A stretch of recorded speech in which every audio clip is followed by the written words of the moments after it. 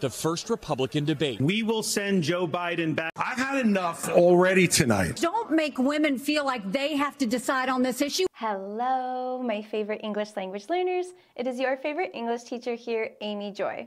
And our next presidential election is in November 2024.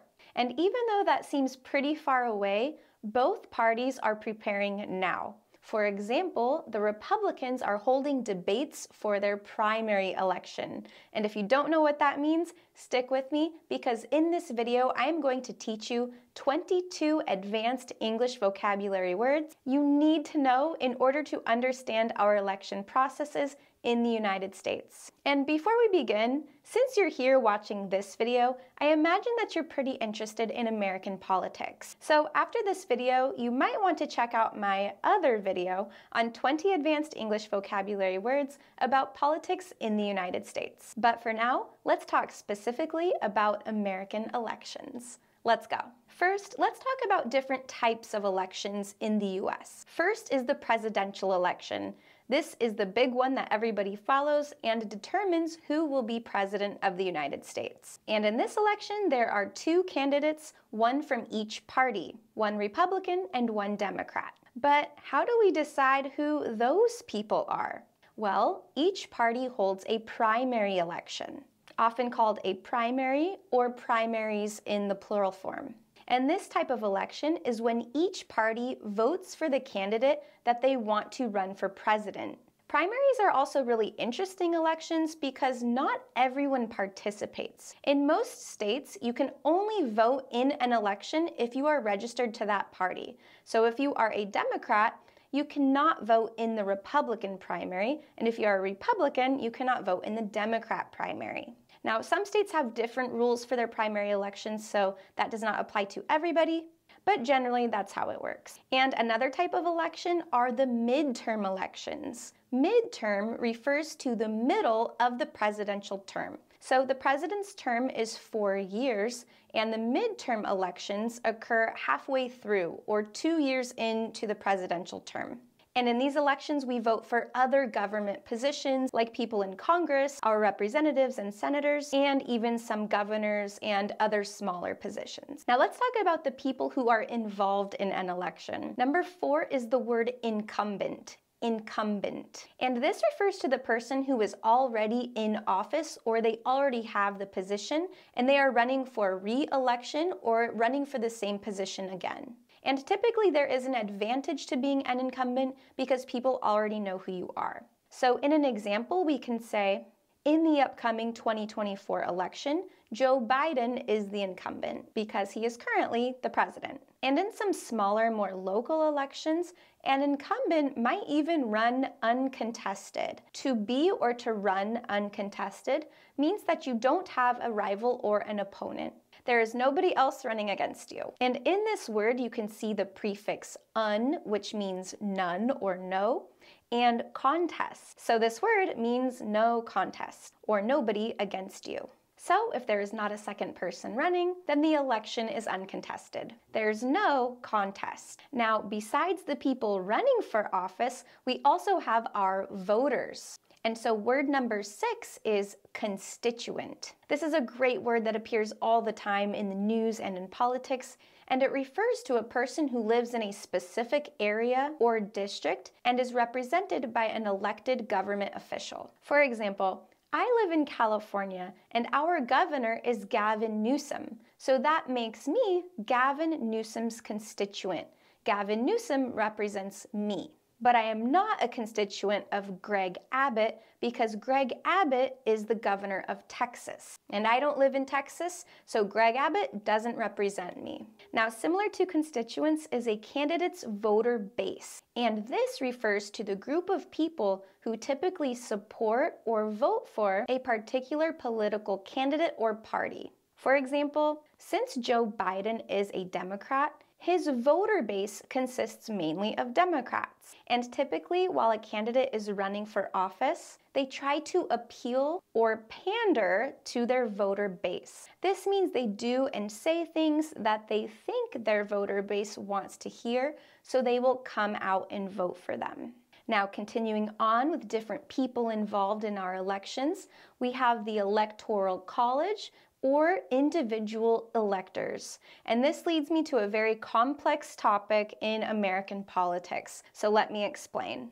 The Electoral College is the system that we use to elect the president in the United States. The Electoral College is like a big group of people who represent their state's choice for president. And the winner of that state's election gets all of the electoral votes. And the Electoral College, or this group of people, consists of 538 votes. And each state has a certain number of electors depending on how many people live in that state. For example, I live in California, and our state gets 55 electors, or 55 electoral votes. And when Californians go and vote for the president, we state who we want to win, and then those votes are sent up to our electors. Then the electors from each state cast their vote for the president.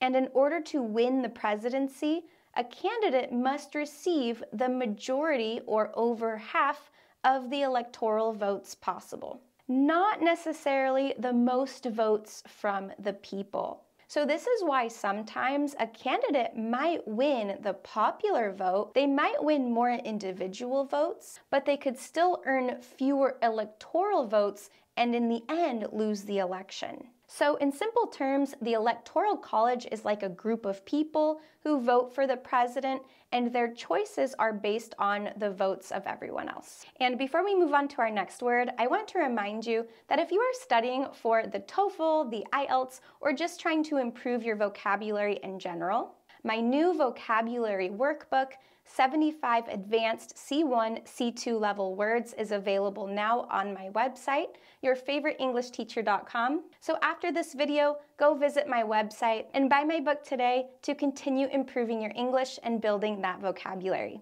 Now, before Election Day, candidates need to campaign, and that is word number 9.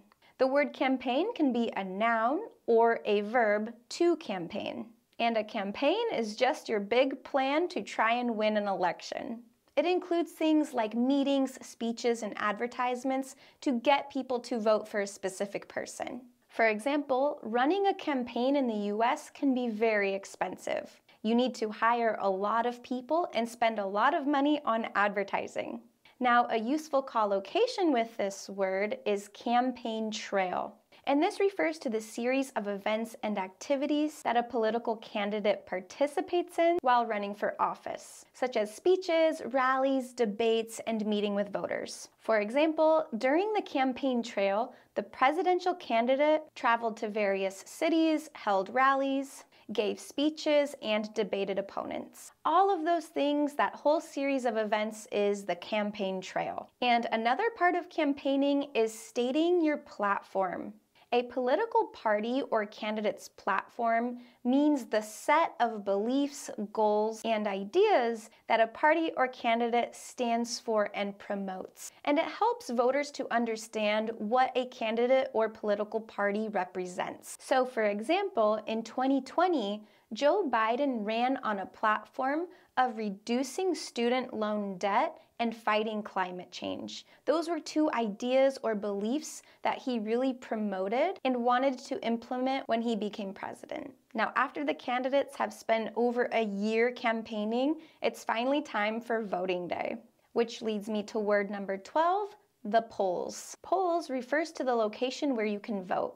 And you might even hear the phrase, to head to the polls. That means to go to the polls. So, for example, don't forget to head to the polls on Election Day. Or you might also hear, the polls close at 8 p.m.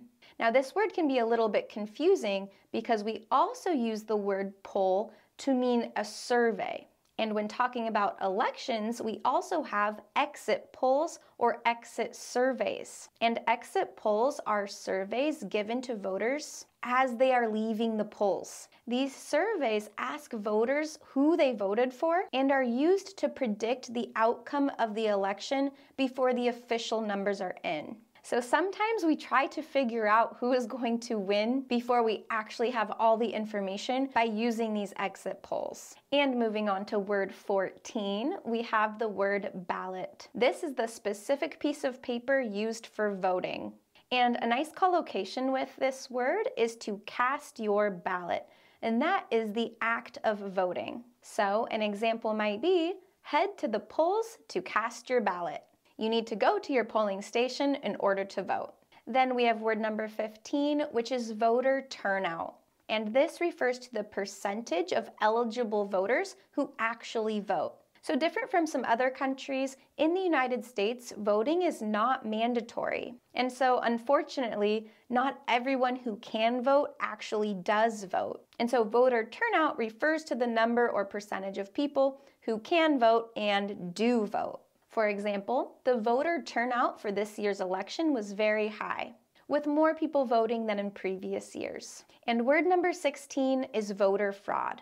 This is when someone tries to cheat or manipulate the election by voting illegally or dishonestly. And this can include pretending to be someone else and voting for them, voting twice, or buying votes, which is illegal. And of course, this phrase became much more popular after 2020 because after the 2020 election, Donald Trump claimed that there was voter fraud and the election had been stolen. If you count the legal votes, I easily win. If you count the illegal votes, they can try to steal the election from us. And moving on to word number 17, we have the word swing state or battleground state.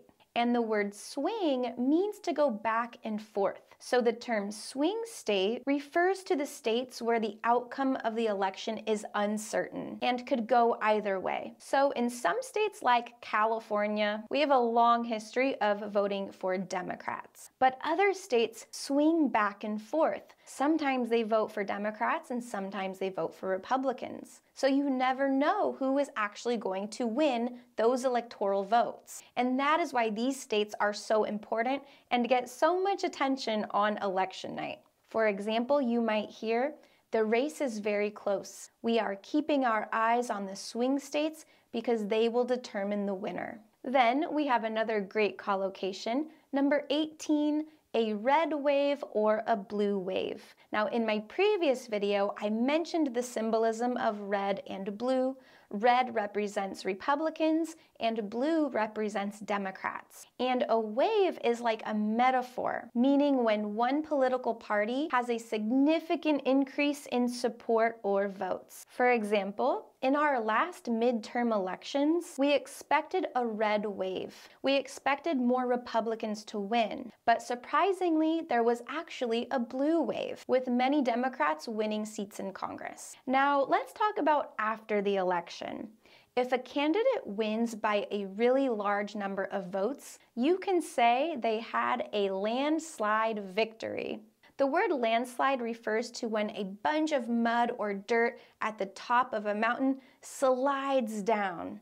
And so you can kind of imagine a bunch of votes coming in and the candidate having a landslide victory. And in a sentence we can say, the incumbent won re-election in a landslide victory, receiving 70% of the votes. And then typically, once a winner is decided, there's usually a peaceful transfer of power. We often hear this collocation after an election, and it refers to the process of one government leader giving control to another after an election. For example, the president ensured a smooth and peaceful transition of power, even though the incoming president came from the opposing party.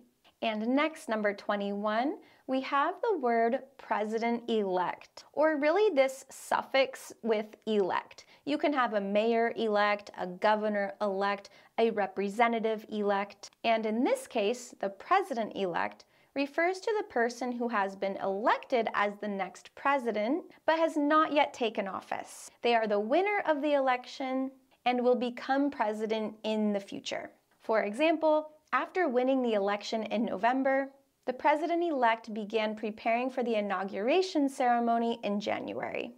And this leads me to our last word, number 22, inauguration.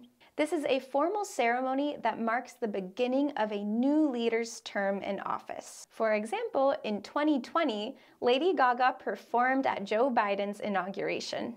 Okay, there you have it. 22 advanced English vocabulary words to talk about elections in the United States. And don't forget, if you're interested in politics, go ahead and watch my other video on 20 useful words to talk about politics in the US. Thank you so much for watching this video. I hope you learned something new. If you did, make sure you like this video and subscribe to my channel so you can keep improving your English with me. I'll see you next time. Bye!